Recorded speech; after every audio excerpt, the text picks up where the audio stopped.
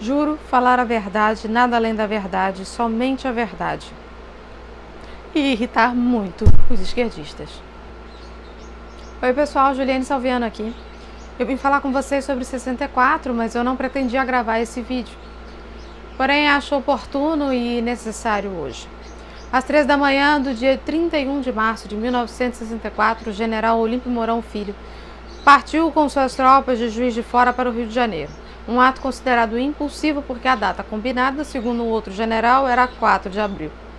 João Goulart ordena ao general Âncora que prenda Castelo Branco, o que esse não cumpre. O general Âncora comandava o destacamento Sampaio para interceptar o destacamento Tiradentes, comandado pelo general Muricy. Embora com tropa bem mais poderosa e armada, eles acabaram não entrando em confronto com os militares que vinham de São Paulo. Ao chegar na região de Resende, depararam-se com cadetes da Academia Militar das Agulhas Negras em posição defensiva, visando retardar o deslocamento das tropas vindas do Rio. Se as forças se enfrentassem no Vale do Paraíba, iniciar-se-ia uma guerra civil, o que obviamente os militares não queriam. No dia 1º de abril de 1964, fica decidida a união das tropas. No Nordeste, Miguel Arraes, governador de Pernambuco, e Seixas Dória, de Sergipe, são presos como traidores da nação. Carlos Lacerda, governador da Guanabara, coloca a polícia à caça de João Goulart e de seus aliados. Goulart se refugia no Rio Grande do Sul. O Congresso declara vaga a presidência da República. Bom, isso boa parte das pessoas já sabe. Desde a Revolução Russa de 1917, na verdade, desde a Revolução Francesa, o mundo viveu um ciclo de tensões. Passando pela Primeira e Segunda Guerra, pelo fascismo, pela Guerra Fria, o mundo se dividia. O Brasil, naquela época, e a América Latina viviam em meio a guerrilhas, atentados, sequestros e bombas. Tudo programado num esquema de ascensão do comunismo. Por aqui, os comunistas já ocupavam a administração federal, sendo João Goulart um deles. O presidente acobertava a intervenção armada de Cuba no país desde 1961 e estimulava a divisão das forças armadas para provocar uma guerra civil, além de jogar o povo na miséria com seu péssimo governo. Luiz Carlos Prestes, outro comunista, havia voltado de Moscou com a autorização para prosseguir. Os governadores Carlos Lacerda da Guanabara e Adhemar de Barros de São Paulo montaram um forte esquema que totalizava em 30 mil homens armados com helicópteros, bazucas e metralhadoras, tudo para impedir os comunistas. Se deflagrada a Guerra Civil, o solo verde-amarelo seria manchado pelo sangue pátrio, brasileiro contra brasileiro. A Revolução serviria para implantar no Brasil um regime igual ao de Cuba. Bom, e a gente já sabe o que ia acontecer com o país e como estaríamos hoje, né? Com o apoio da União Soviética e de Havana, né?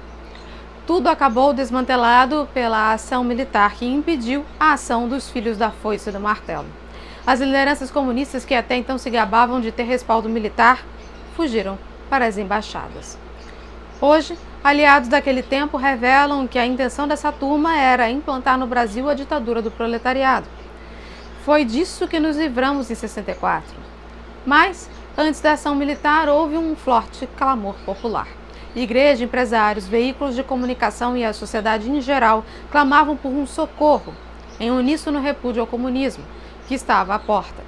A Marcha da Família com Deus pela Liberdade, que levou cerca de 200 mil pessoas às ruas de São Paulo, foi uma demonstração desse clamor. O clamor pela derrubada de Jango era geral, sua deposição foi um ato legítimo que uniu a sociedade e foi apoiado pelo Congresso. No que dependeu da apologia tosca dos esquerdistas à esquizofrenia coletiva, o governo militar foi jogado numa vala obscura da fábrica de falsificações e camuflagem dos zumbis de Karl Marx. A história de 64 nunca foi contada com honestidade. Depois de nos livrar da desgraça leninista, os militares assumiram o governo do país. Castelo Branco demoliu o esquema político comunista sem sufocar as liberdades públicas. Em sua época, não houve nenhuma violência física, exceto por parte dos comunistas que já tinham em seu currículo 82 atentados. Já o governo Médici foi marcado pela vitória contra a guerrilha. Os coitadinhos que conhecemos na história eram uma guerrilha e não heróis da pátria. O governo Médici também foi marcado pelo sucesso econômico que elevou o Brasil do 46º para o 8º lugar na classificação econômica mundial. Geisel adotou uma política econômica socializante, que ainda hoje nos prejudica. Tolerou a corrupção e inseriu o Brasil no eixo anti-americano. E o Brasil acabou sendo o primeiro país a reconhecer o governo marxista do MPLA em Angola, uma tomada arquitetada por Cuba. Como todo mundo sabe, Figueiredo encerra o período, permitindo a eleição presidencial indireta que decretaria o fim do regime. O que foi comumente contado sobre esse período da história recente do Brasil é extremamente distorcido e de natureza revanchista.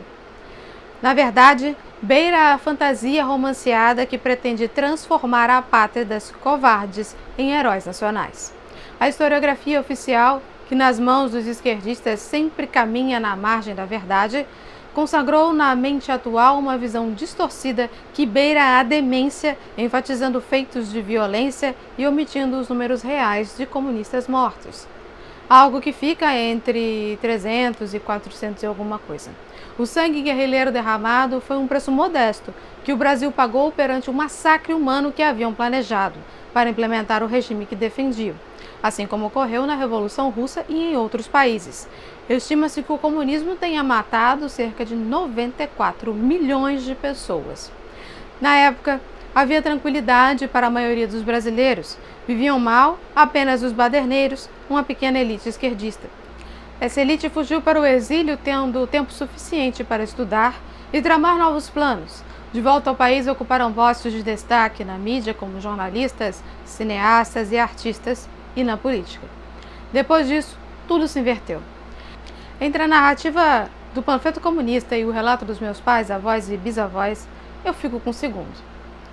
Porém, ironicamente, a própria brandura do regime militar permitiu que a esquerda se refugiasse nas universidades, nos jornais e nos editoriais.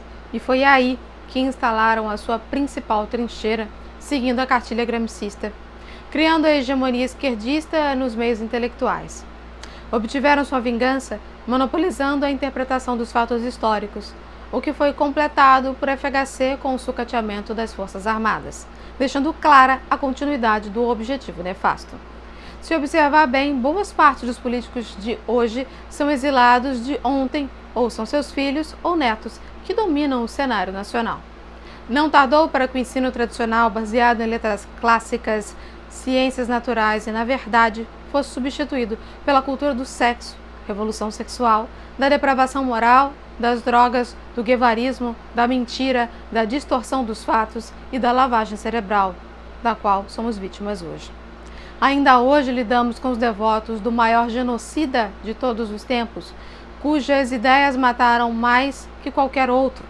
Um demônio que continua assombrando a humanidade e que precisa ser exorcizado o quanto antes, o fantasma do barbudo Karl Marx.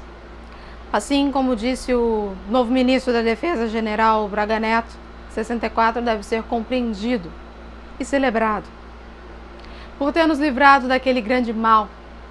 O que desejamos fazer hoje é celebrar em liberdade, com a nossa liberdade restaurada, porque hoje ela tem sido relativizada.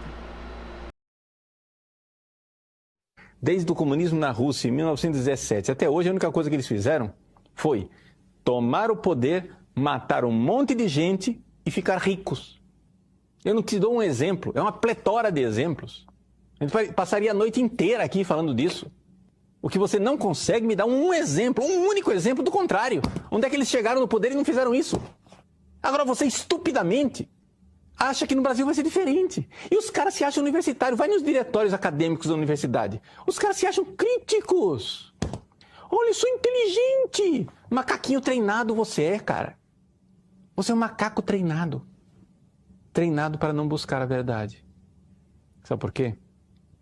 Porque quando você enxergar a verdade, você vai deixar de ser comunista.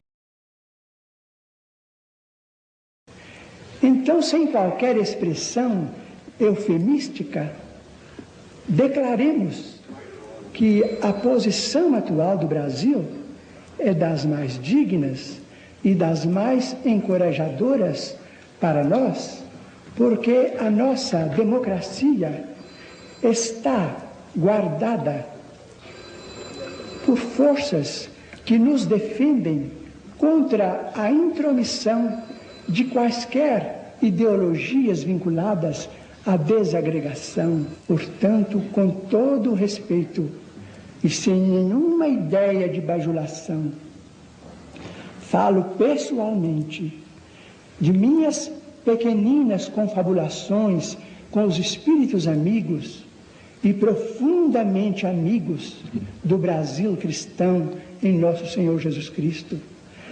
Digo que nós devemos pedir para que tenhamos a custódia das Forças Armadas até que possamos encontrar um caminho em que elas continuem nos auxiliando como sempre, para que nós não venhamos a descambar para qualquer desfiladeiro de desordem.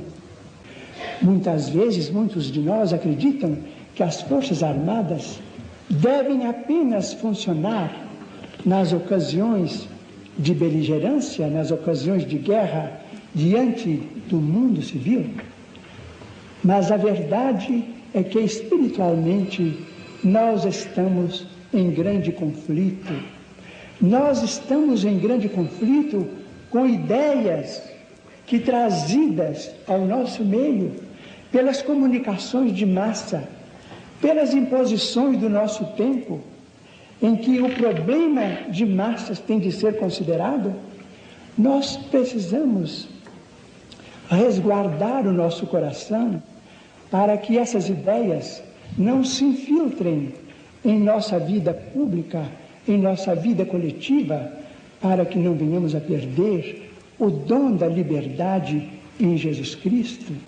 Essas ocorrências eliminariam de nossa vida a nossa possibilidade de viver como povo livre.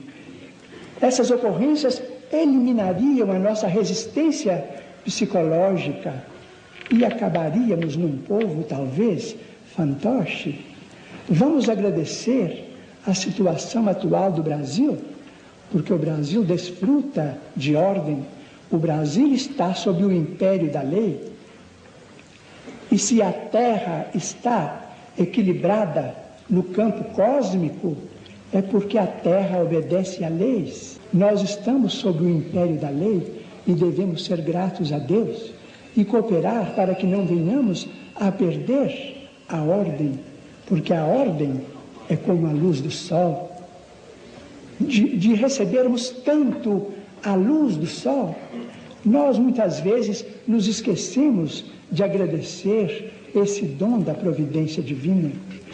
Muitas vezes só compreendemos a ordem quando a desordem aparece. Nós, como brasileiros, não devemos proceder em moldes de insensatez. Reverenciemos aqueles que estão guardando o sentido da ordem em nosso país e fazendo com que cada um de nós possa desfrutar este benefício da ordem em nossa vida particular, em nossos lares, em nossos grupos sociais, em nossas empresas de trabalho, dentro da liberdade que estamos desfrutando.